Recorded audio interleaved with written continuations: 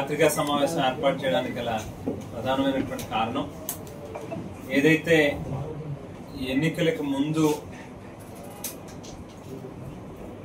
వందల కొద్ది హామీలు ఇచ్చి ఎన్నికల అనంతరం ఆ హామీలని ఆ తెప్పని తగలేసేటటువంటి అలవాటు ఉన్నటువంటి రాజకీయ నాయకుడిగా ఈ దేశంలో పేరు తెచ్చుకున్నటువంటి నారా చంద్రబాబు నాయుడు గారి ప్రభుత్వం ముఖ్యంగా పేద విద్యార్థులు నిరుద్యోగులు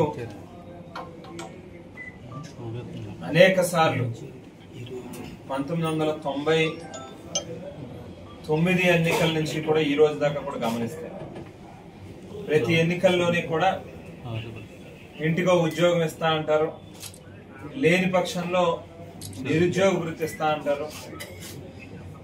ఎన్నికల తర్వాత హామీలో ఊసే ఎత్తనటువంటి పరిస్థితి మనం గతంలో కూడా అనేక సందర్భాల్లో చూసాం. 2014 కూడా మనం గుర్తు చేసుకుంటే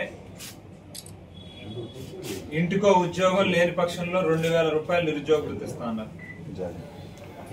5 సంవత్సరాలు కాలం గడిపేశారు కానీ ఎక్కడా కూడా ఏ ఒక్క నిరుద్యోగికి కూడా కొత్తగా ఉద్యోగం ఇచ్చినటువంటి పరిస్థితి లేదు. ఆవేళ ఆ చివరిలో 5 ఏళ్ల పాలనలో కేవలం ఏదో ఇచ్చామన్నట్టుగా ఒక 50,000 మందికో 60,000 మందికో ఎన్నికలకు మరొక నెల రోజులు ఉంది అనగా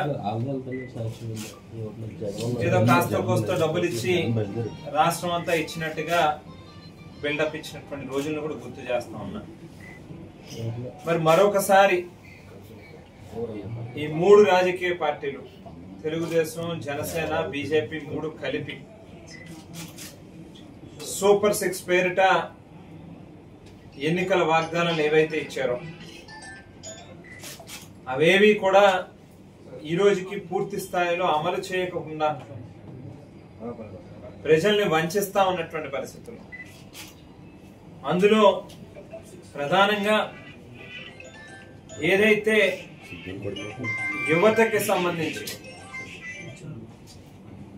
నెలకి 3,000 రూపాయల చొప్పున ఏడాదికి 36,000 రూపాయలు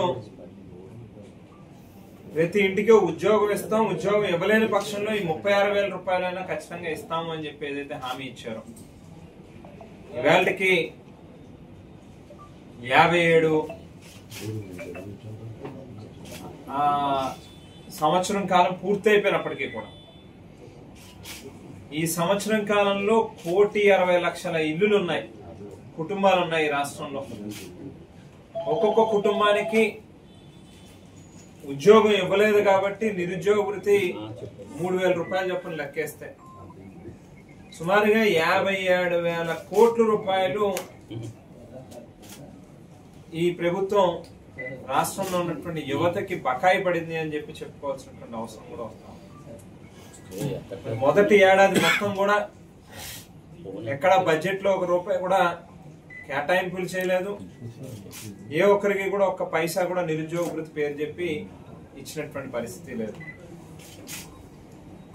మరో పక్కన ముఖ్యంగా దివంగత ముఖ్యమంత్రి డాక్టర్ వైఎస్ రాజశేఖర రెడ్డి గారు ఏదైతే ఆవేళ ప్రతి పేదవాడి ఇంట్లోని కూడా కనీసం ఒక్కరైనా ఒక డాక్టర్ అవ్వాలి, ఒక ఇంజనీర్ అవ్వాలి, ఉన్నతమైనటువంటి చదువులు చదువుకోవాలి, తద్వారా ఆ కుటుంబం యొక్క ఆర్థిక పరిస్థితులు మెరుగుపడాలి, వారి జీవితాల్లో మార్పులు రావాలి అని చెప్పి కలలు గాని యావత్ ప్రపంచమే మన వైపు చూసేటట్టుగా ఒక గొప్ప కార్యక్రమానికి శ్రీకారం చుట్టారు, ఫీజు రియంబర్స్మెంట్ పథకానికి.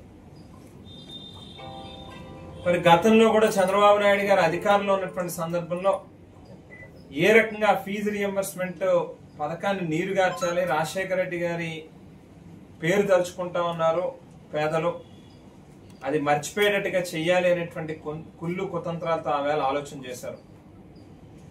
మరోసారి మళ్ళీ ఈవేళ అదే రకమైనటువంటి పరిస్థితులు ఏర్పడి ఏదైతే జగన్మోహన్ రెడ్డి గారు ఒక యాన్యువల్ క్యాలెండర్ మాదిరిగా సంక్షేమ క్యాలెండర్ని రిలీజ్ చేసి జనవరి నెలలో పలానా పథకానికి సంబంధించినటువంటి డబ్బులు విడుదల చేస్తాం, ఫిబ్రవరి నెలలో పలానా కార్యక్రమానికి సంబంధించినటువంటి డబ్బులు పేదవాళ్ళ అకౌంట్లో వేస్తాము అని చెప్పి ఆ వేళ ఒక సంక్షేమ క్యాలెండర్నే రిలీజ్ చేసి ప్రతి పేదవాడికి తోడుగా నిలబడేటటువంటి కార్యక్రమం చేశారు. అందులో ప్రధానంగా ఎడ్యుకేషన్ ఇయర్లో, అకాడమిక్ ఇయర్లో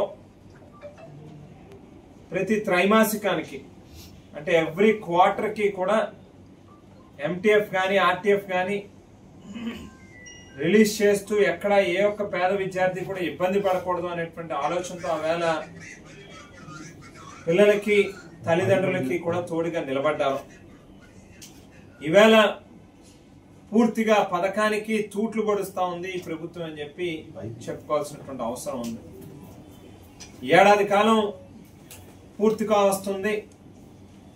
ఇవాళకి మెస్ ట్యూషన్ ఫీజులు కానీ హాస్టల్ ఫీజులకు సంబంధించినటువంటి స్కాలర్షిప్లు ఒక్క పైసా అంటే పైసా కూడా ఎక్కడా కూడా విడుదల చేసినటువంటి పరిస్థితి లేదు. సుమారుగా ఒక ఏడాదికి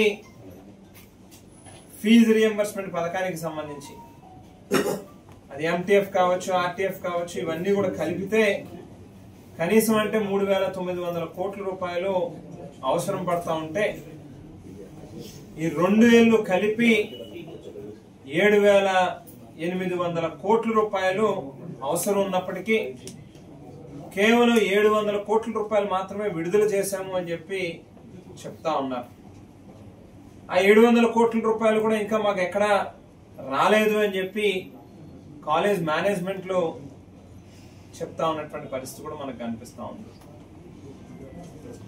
ఈ తరుణంలో ఒక పక్కన కాలేజ్ మీకు ఈ వీడియోస్ నచ్చినట్లయితే లైక్ చేయండి, షేర్ చేయండి. మరిన్ని వీడియోస్ కోసం సబ్స్క్రైబ్ చేసి బెల్ ఐకాన్ క్లిక్ చేయండి.